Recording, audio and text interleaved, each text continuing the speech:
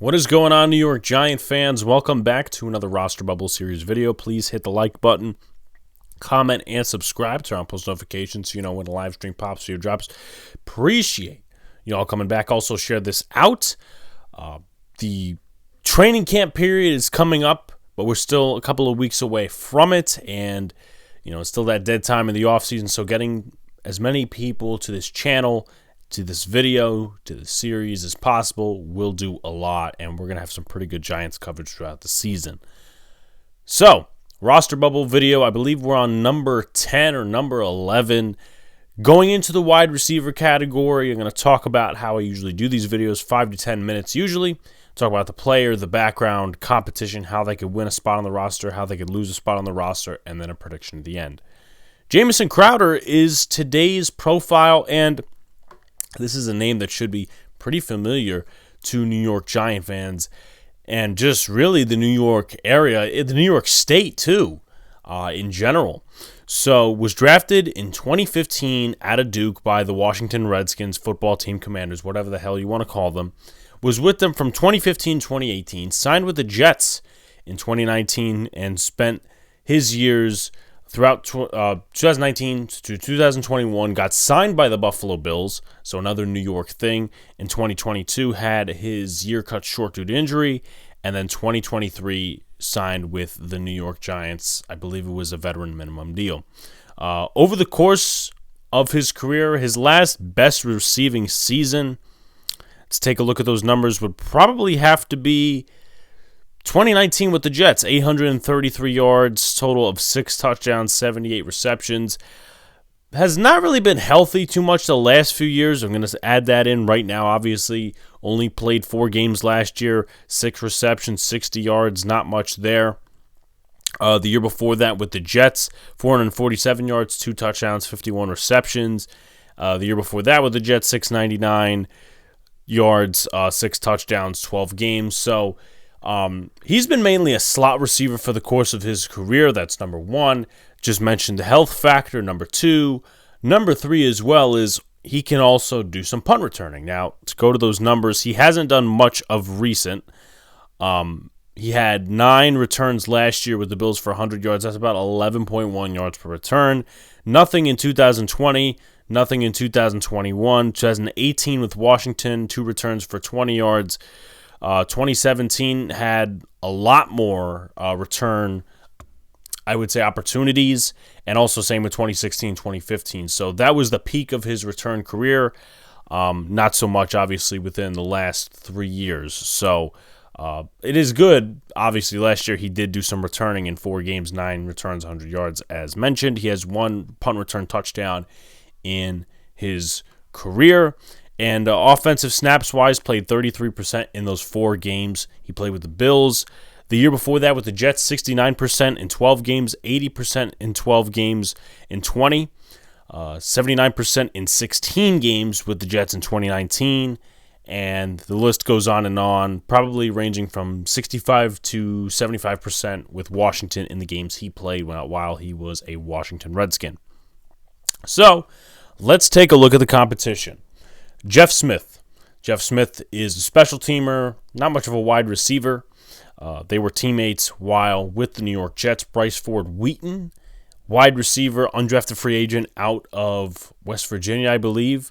David Sills, obviously he's been with us the last few years, since 2019 to be exact. Was an undrafted free agent a long time ago with, actually not undrafted free agent, sorry, mumbling words, undrafted free agent. I believe he started as a Bill, but undrafted free agent out of West Virginia. Makai Polk, Khalil Pimpleton, who was a undrafted free agent last year out of Central Michigan with the Detroit Lions, was pretty famous on Hard Knocks. Jaden Mickens, who's mostly been a return guy for the course of his career, so he's going to be competing along with Jamison Crowder for the kick return and punt return duties. Jaden Mickens has a lot of recency bias on his side. Just going to preview that. Obviously, we'll go into Jaden Mickens in another roster bubble profile. Colin Johnson, who last year was slated to make the roster, it seemed, but injury bit him up for the entire season. And as far as the slot receiver goes, Paris Campbell, Sterling Shepard, and Wan'Dale Robinson, all guys who are slated to make the roster. Two of those guys to really be candidates on PUP to start the year because Paris Campbell's healthy. Shepard's coming off an ACL. Wan'Dale Robinson, who was hurt later in the year, coming off an ACL too. So one of those two guys could possibly slide in to the PUP list, on the PUP list, and maybe Jamison Crowder gets an opportunity.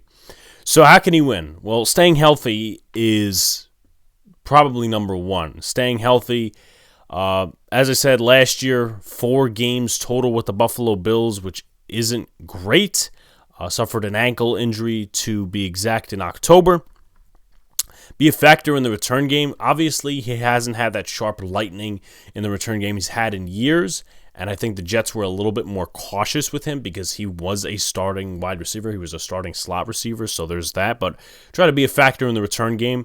Right now, there is no punt returner. There's a lot of guys competing for it. Adoree Jackson, Darnay Holmes, Jaden Mickens, probably Khalil Pimpleton, Jamison Crowder could be added to that category as well. So there's not one set guy.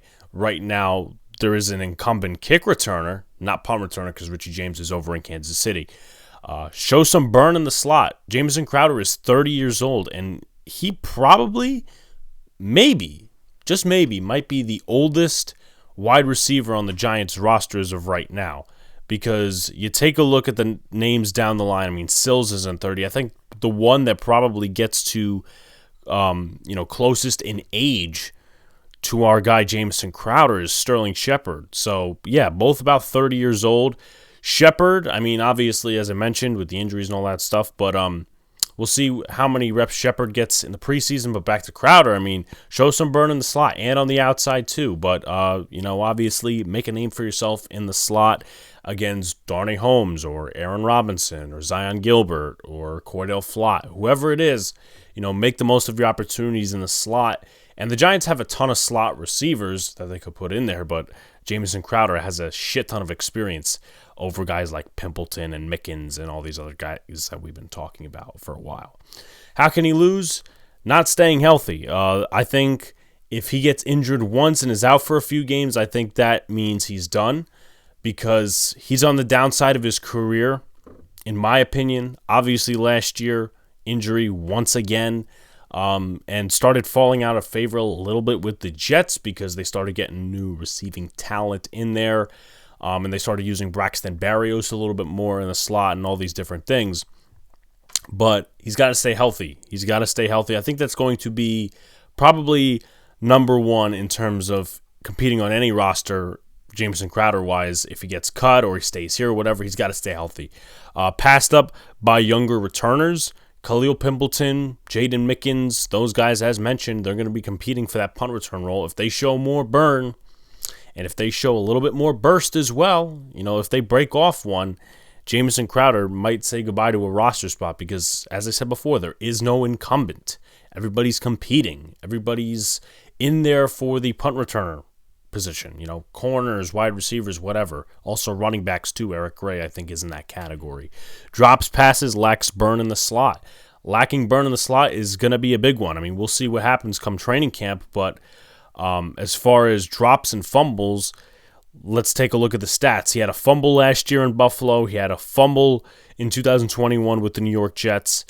He had about a 3-year streak of no fumbles, then 6 fumbles with Washington in 2017. But to go back to last year in terms of drops, no drops, then 2 drops with the Jets in 21, 3 drops with the Jets in 20, and a total of 8 drops, according to Pro Football Reference, with the Jets in 2019. So for Jamison Crowder, he cannot drop the ball a lot. Hopefully he has that speed, at least for him. I mean, I'm not rooting for certain guys to make the roster. There's no favoritism here. I'm just giving it to you how it is. But he's got to have some burn in the slot. He's got to go out there and, make the best of his returns, make the best of what he has in the slot, stay healthy, and just keep the ball in your hands. Whether, it's a fumble opportunity or it's a drop opportunity, keep the ball in your hands. But anyway, I have Jamison Crowder getting cut. I just think it's a little too late in his career, and there's a lot of competition for a lot of different areas. I don't think he gets in at the slot receiver position. Even if you factor Wendell Robinson out and you put him on PUP, Sterling Shepard and Paris Campbell are still there. Colin Johnson could maybe even be a slot guy, but I highly doubt it. And in terms of punt return, I mean, Eric Gray could be back there. I just don't think Jamison Crowder has the same burn as he did years ago. I could be wrong, but that's a profile. That's a roster bubble video. Like, comment, subscribe, turn on post notifications so you know when the live stream pops or drops. Appreciate y'all coming back. Peace out, guys. See you later. Stay cool.